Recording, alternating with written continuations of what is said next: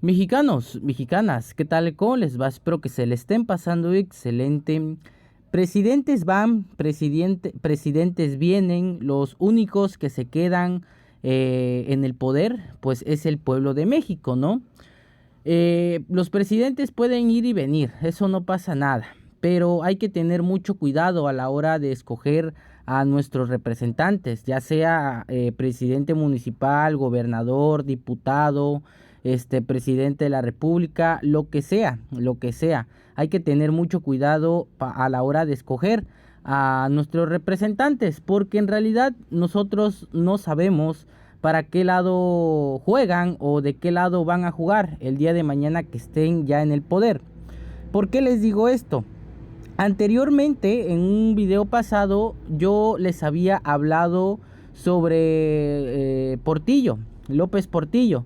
Les había hablado sobre ese expresidente que al final de cuentas los rumores eran ciertos, que él era trabajador de la CIA, él trabajaba para la inteligencia de Estados Unidos y pues lastimosamente fue presidente y pues ya saben el despapayo que hizo esa persona, pero no solamente fue él, o sea, no solamente fue el único presidente o expresidente que tenía la CIA en su nómina, o sea, no era el único que la CIA manejaba, no.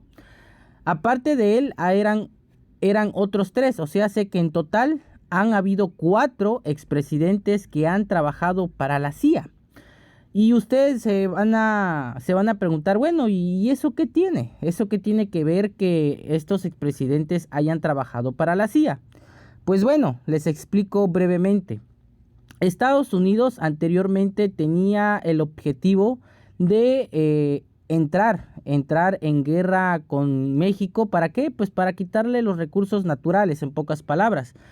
Pero después empezaron a analizarlo, empezaron a pensarlo bien prácticamente y dijeron, pues ¿saben qué? Si nos vamos a ir a la guerra, nos va a costar muchas vidas, nos va a costar mucho dinero y nos va a costar muchas balas.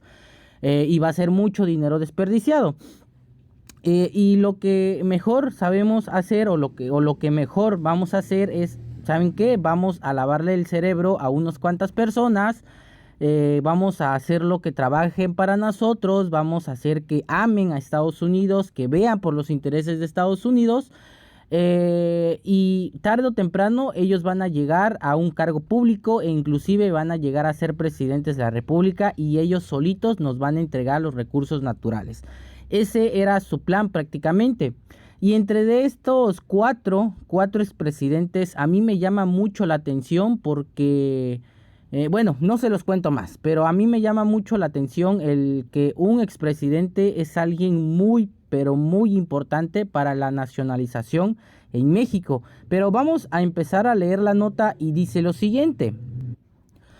Es bien sabido que al menos tres expresidentes de México fueron colaboradores de la Agencia Central de Inteligencia: Luis Echeverría, Gustavo Díaz Ordaz y Adolfo López Mateos, a los que se le suma un cuarto exmandatario, de acuerdo con una investigación del periodista Jefferson Morley.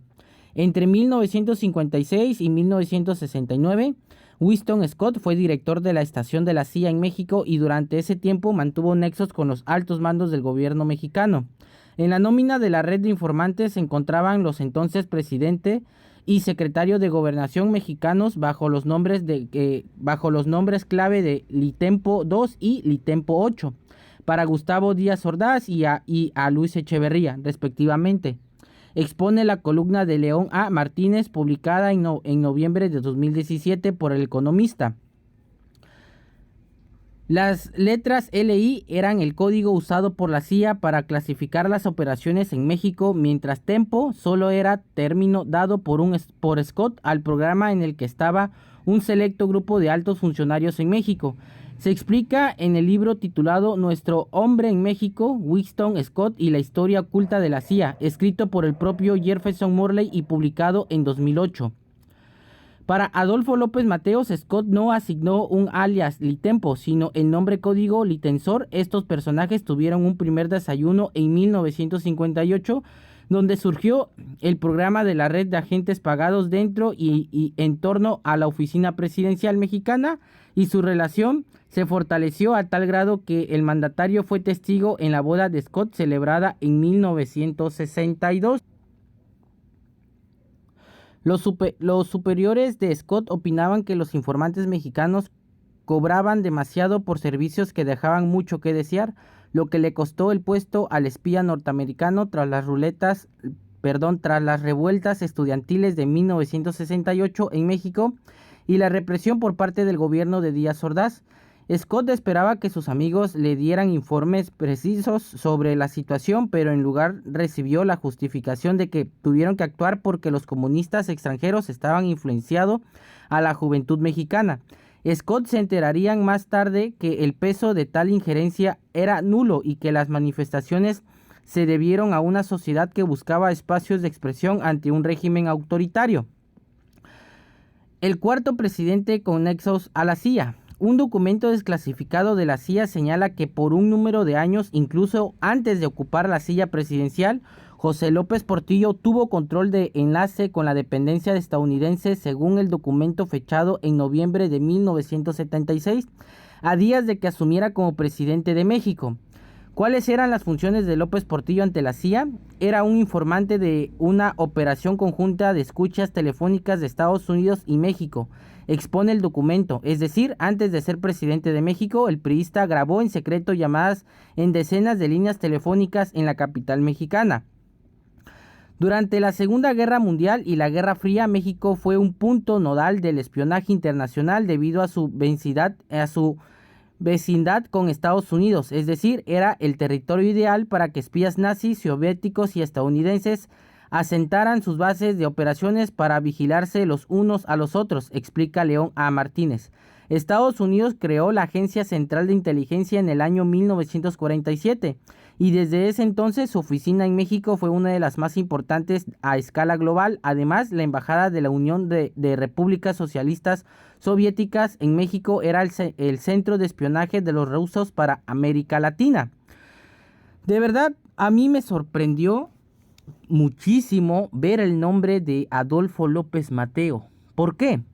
Adolfo López Mateo, hay que recordar que fue la persona que nacionalizó la industria eléctrica y fue la persona que nos advirtió que malos mexicanos iban a volver, iban a empezar a hacer todo lo posible para entregar nuestros recursos naturales a empresas y a gobiernos extranjeros. Hoy en día eso se está cumpliendo gracias al PRI, al PAN y al PRD, al Movimiento Ciudadano, partidos políticos que quieren entregarle nuestros recursos naturales, que inclusive el PRI y el PAN avanzaron muchísimo y le entregaron muchísimo de nuestro país, de nuestros recursos naturales a empresas y a gobiernos extranjeros, y Adolfo López Mateo nos los advirtió. O sea, a mí me cuesta pensar cómo un nacionalista como Adolfo López Mateo estuvo trabajando para la CIA.